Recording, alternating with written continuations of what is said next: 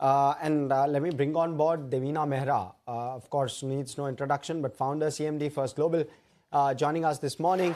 Devina, firstly, wishing you a very, very happy Women's Day in advance, of course, but wishing you that. Give us a sense, what are you seeing in terms of how the market is moving, and what is it that you're doing in this market at this point? Where are the opportunities, if at all there are any? Thank you for the good wishes and wishing all your women viewers and the women in the team very happy Women's Day. So as far as what is happening is concerned, it is, it's a situation where you have to step back and look at things a bit. So it is not just that what's going to happen tomorrow. We have to look at what happens when such kind of geopolitical conflicts happen. And this was actually a data study we did in 2022 when there was tension building up on the Russia-Ukraine front. And we went back 50 plus years. We looked at all the geopolitical upheavals for the two Gulf Wars, Afghanistan, 9/11, US bombing Libya. And what we found was very, very stark. So if your narrow lens is the markets, you forget about the humanitarian costs and all that, that the stock markets recover within 6 months to a year. And it was not a statistical exercise. We did not find an exception to that rule. So every single time, the markets of the countries that were directly not in the conflict recovered. The second part, of course, is the conflicts never get resolved that quickly. I mean, Iran is a huge country. It's more than half the size of India and has an army and an arsenal. But even when adversaries are as mismatched as US and Afghanistan or US and Vietnam, the wars don't get over. Remember Russia, Ukraine, we are 4+ years into it. But as I said, if the narrow lenses markets, the markets recover. And 6 months after the Russia-Ukraine war broke out, I remember newspaper headlines in Indian newspaper saying 6 months, but the markets have forgotten about it. And I said it on the day. And also I did a 50+ year analysis. Yesterday I saw in Financial Times, they have a 100+ year analysis, including the world wars and all that. And their conclusion was that don't react to geopolitics. It always, kind of plays out. Actually, the bigger shocks to the markets have been the non-geopolitical events like the 2008 crisis or 1929. So those actually took down markets much more than geopolitics. The geopolitics, the markets forget within a reasonable time frame. So my advice on the weekend had been that if this week gives you an opportunity, you had some cash lying around, it would be the time to deploy it from a longer term point of view. Nobody knows what markets actually do in 6 months or even 2 years. So that's why I always say equity money is money you should not require for the next 8 to 10 years. But if you look at for example, the third quarter earnings, I think I must have said it on your channel also before that quarter ended that I expected the Q3 earnings to pick up, and that has happened. And the aggregates don't even capture it fully because for manufacturing companies, they more or less captured it. But for services companies, there was this quarter a reasonably large hit on account of the new labor code. So if you add that back, the earnings have been accelerating. Yes, I mean, oil will be a shock for India as an economy and the Indian, a number of the Indian companies. But, let's see how much of an impact that makes. Remember, almost 2 decades ago, we lived with the $100 plus oil. Yeah, absolutely.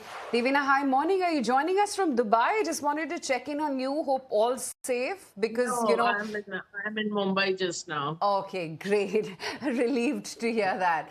But Devina, since you just did mention oil, and that is the problem, or rather the differentiating factor than a Russia-Ukraine or the many other recent wars. How do you think that piece is going to get navigated? Will the markets, because they're looking a little bit fragile in any case right now, India is the big anti-AI trade, if I can call it that.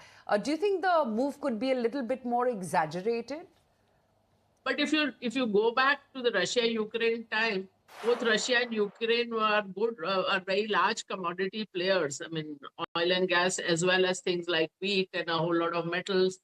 So, I mean, of course, you have to work through the numbers for particular companies with scenarios. If oil goes up, what happens? And I think Iran is playing it very tactically, and from their point of view, I would say very smartly, that they are increasing the cost of the GCC countries being in this conflict. That, and you will see from the statements, let's say, of the UAE Foreign Ministry, I mean, they're more or less saying, why are we fighting somebody else's war? Why are we the theater of war for something that doesn't concern us? And they must all be wondering why they are fighting Israel's war, and that too in the holy month of Ramadan. So this is, they are paying the cost, and it is not even their war. And the Iran's tactic has been to increase the risk premium, whether it is the Straits of Hormuz or whether it is GCC real estate. Everywhere you are removing the safety net. Do you find insurers even to insure any of this? President Trump made a statement that, we will insure it, and asking an institution which has never done any insurance in its life to do this. So they are basically hitting it where it hurts in terms of the economies and the risk premium. And I hope sense prevails, because this was completely, I don't know what this conflict was or is supposed to achieve as the end game. So it's kind of, I'm still not clear. Yeah, and it seems like But as I said, if the narrow lessons markets, I don't think this is the time to get out of whatever is your equity allocation. Your equity allocation should never be 100% of your portfolio, but whatever is your allocation, I don't think this is the time to get out. Right. But, Devina, I can also just tell you a little bit, Sure. since we talked about oil. So even before this conflict started, about a little over a month ago, when we had done our global rebalance, we thought oil was due for an up move, much before this happened. So actually, in that last rebalance, the only significant thing we did was to reduce US equities further. We were already underweight.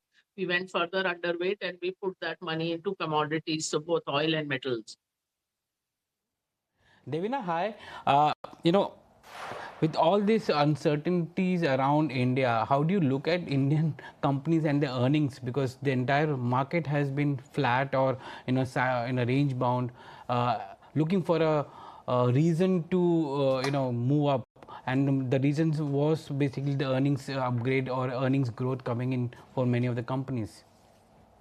Yeah, so I mean, as I said, Q3 earnings have shown an acceleration, which is what I was expecting. Earlier, I was expecting Q2, but as soon as the GST changes came, I knew, Q2, there's basically a kind of turmoil because of the GST, even though it's eventually good. So that kind of slipped into Q3. And so that, I think earnings, as I said, you'll have to look at certain specific companies. So, I mean, see, index level earnings are never very useful to look at, because they get skewed by one or two numbers. And what you have to look at is company by company, sector by sector. And even the P's, if at all you want to compare over a period of time, you should look at industry wise, because the composition of the index has changed so much. 25 years ago, there weren't any banks in the index. Now that's the highest weightage. But to just give only one example, and we had actually done that exercise of industry-wise Ps, and we didn't find that the Ps were at the extremes anyway, even before these Q3 earnings. So, I mean, those have become a little more reasonable. So, as I said, you have to step back. I'm not telling you what will happen in the next 1 week or 2 weeks. That's not the call you should be taking. But, I mean, past history, as I said, I have not found a single exception where the markets, other than those directly in the conflict, have not stepped back. So, and as I said, I don't know whether this conflict will last that long, because obviously the US allies in the region are feeling the pain, and they will pressurize the US to stop this. And I think that was Iran's game all along. So as somebody says that chess, Prussians have been playing chess for thousands of years, literally, and they know the moves. So they are thinking a few steps ahead. Well, let's see who wins then. But Devina, just coming back to that earlier point that you said that this is a good buying opportunity right now. The other question investors are also grappling is that do they now strategically relook at their portfolio construct? Do you have to have more exposure to defense? Do you up your exposure to gold and silver? What do you do with metals? And do you now restructure, get off a little bit exports, have your portfolio more domestic focus? So in the short term, yes, exports would be hurt. But as I said, I don't think that's like a forever situation. It is obviously, I mean, that's maybe this quarter, the export-oriented companies will show not the kind of earnings that were expected. So, this is, of course, there. In terms of where we are, we continue to be positive on pharma, healthcare. We had a little bit of cash, which we have deployed yesterday. Not a whole lot, but I think we had something like 5% or something, so which we deployed. So that you have to look at obviously sector by sector.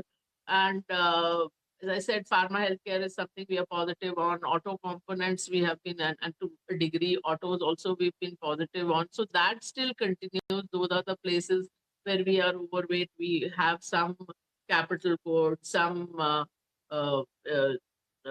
chemicals and all that. So that we are continuing with.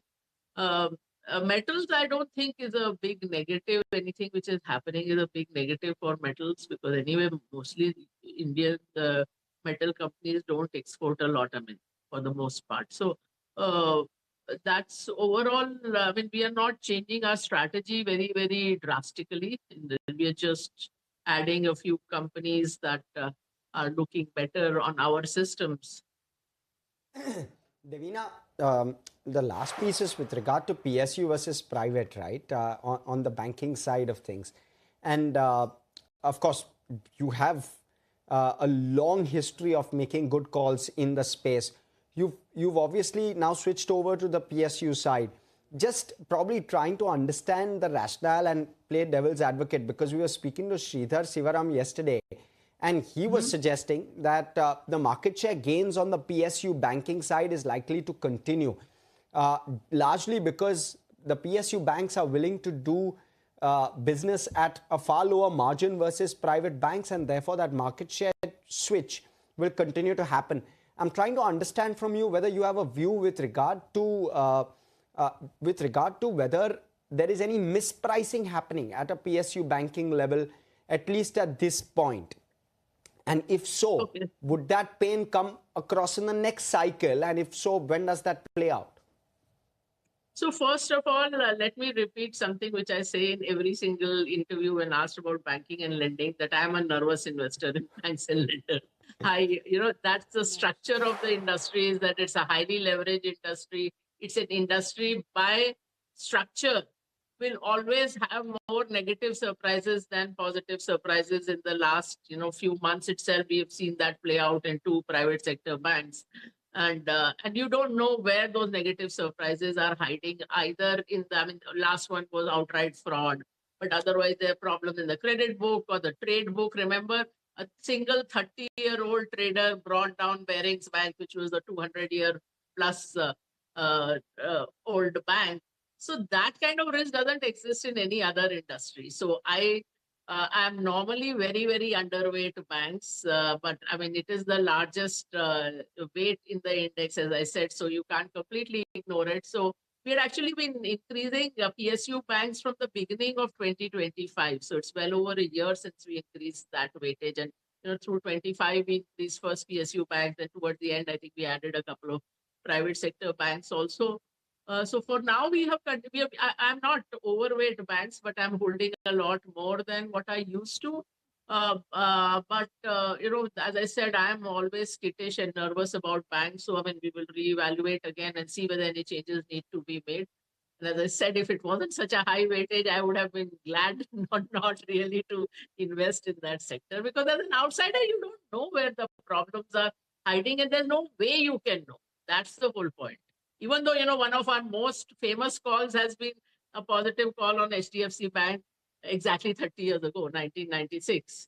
But that aside, that when it had just it was a year out of its IPO, and we said the baby will become Arnold Schwarzenegger. But that aside, as I said, structurally, it's a risky place. I mean, it makes me nervous. Okay, Davina, thank you so much for joining us this morning, giving us that perspective. And of course, wishing you a very, very happy Women's Day once again.